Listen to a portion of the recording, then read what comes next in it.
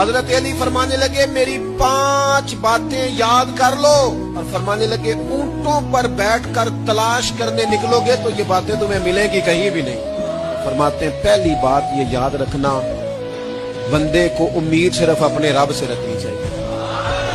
دوسری بات بیان کرتے ہیں، فرماتے ہیں اپنے گناہوں سے ڈرا کرو۔ اور تیسرا مولا علی شیر خدا رضی اللہ تعالیٰ عنہ فرماتے ہیں اگر تم جاہل ہو نا، تمہیں پتہ نہیں، تو علم کے بارے میں سوال کرنے سے کبھی نہ شرمانا۔ یہ بات ارشاد فرماتے ہیں، فرمایا اگر عالم کو کسی مسئلے کا علم نہ ہو تو غلط بات نہ بتائے بلکہ کہہ دے واللہ اعلم۔